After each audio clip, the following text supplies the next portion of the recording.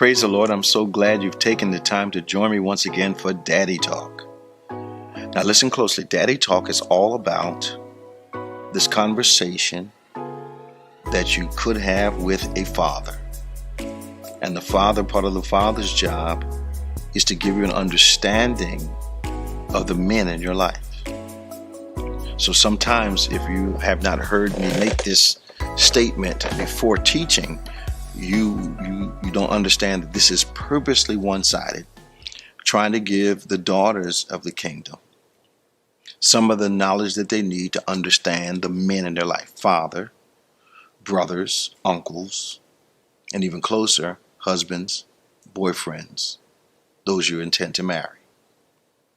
To give you an idea of why it is he thinks the way he does, why he responds the way he does, trying to help you translate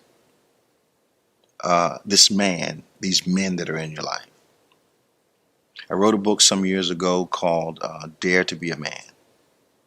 And the byline is what every woman needs to know about a man. It was not a criticism of women. It was giving you a roadmap of his mindset, of his emotions, of his reactions, why he thinks the way he does, what he thinks when certain things happen, especially involving the key females in his life: his wife, his girlfriend, his sister, his employer. Why does he think the way he thinks? I don't understand. I don't think I did that much. Why is he reacting that way? So that's what we talk about in Daddy Talk. It's a conversation with the ladies. Men are listening too, but primarily for the ladies, to tell you why he thinks the way he thinks. Did a series some years ago called I Love You, But I Don't Understand You.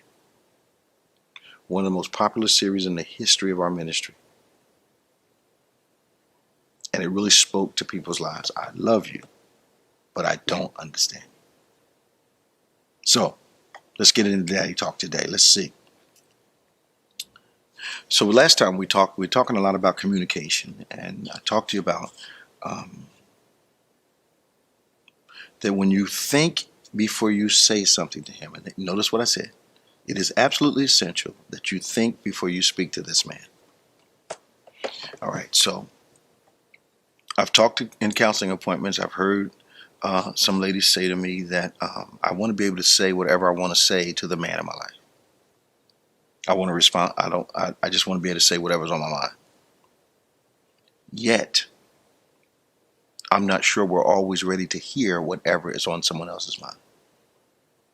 So when we say statements like, I want to be able to say whatever I want to say, we're really asking for permission to communicate without responsibility, without accountability, but also with immunity concerning the pain that our words cause. So I say it like this. If someone walks up to you and keeps slapping you in the face every time they see you and says, I'm sorry, the memory subsides a lot slower than the actual pain from the act. If you need to understand that the Bible identifies words as seeds, so what I say must produce a harvest. And in human beings, that harvest is a mindset, that harvest is emotion, and that harvest is a reaction that if the seed was negative, to start to protect themselves from the person speaking. Talk to you about the fact, when you start losing personal conversation with a man, that is the first step to losing him. So I want you to remember now, thinking before you speak does not include planning his response. So you've thought about it a while, but you've already got in your mind what you want him to say in return. Thinking and planning what you want to say does not include or should not include planning what you want him to say. If you want to speak your heart, he also must have the option to speak his. Now,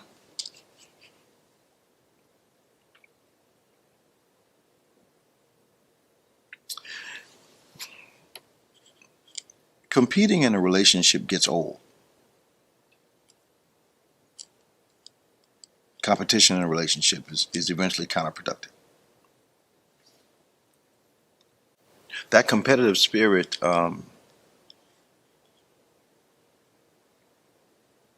is not productive. So, what do I mean? Have you ever waited to see what he was going to do? Have you ever not called all day because you decided that day for some other reason that you were going to wait to see if he called you first? And then as soon as you hear from him, the first thing you say, why did it take you so long to call me? My question is, why didn't you pick up the phone if you wanted to talk to him? Well, I wanted to see if he cared. He would like to be able to tell if you care also. Reach out to him.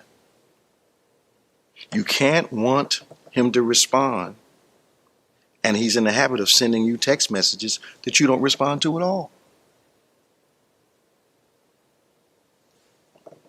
Let's be fair now. So you can actually prepare to have your feelings hurt by saying to yourself, I'm going to wait and see what they do.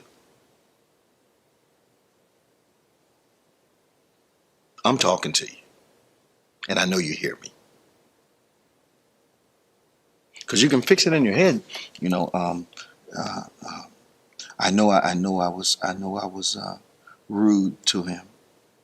I know I said some things I shouldn't, but I'm going to wait and see if he calls. Why would he want to talk to you if you were rude to him, if you were hurtful? And then when he doesn't call, he doesn't care.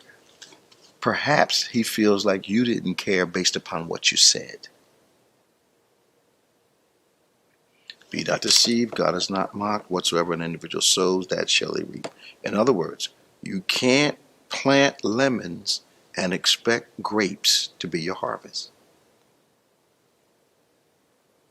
I'm all in your life, I know it. Now watch where we go. Talk about communication. So, I'll tell you something that drives a man absolutely bonkers, and that is double standards. Absolutely drives him bananas if you're asking him for something that you're not willing to give, or criticizing him for something that you're guilty of also. Absolutely the best way to have him thinking something's mentally wrong with you is to ask him for something you're not willing to deliver. You got to hear me now. That double standard thing, talking about men as they relate to women, drives guys crazy, but also causes them to change the way they see you. So double standards in any situation changes perception.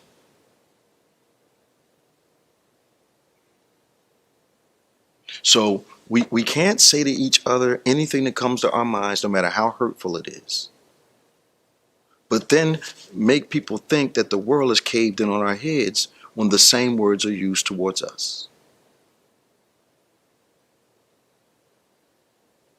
So, contrary to how we were raised, there are not certain things acceptable to say to a man, and only certain things acceptable to say to a woman.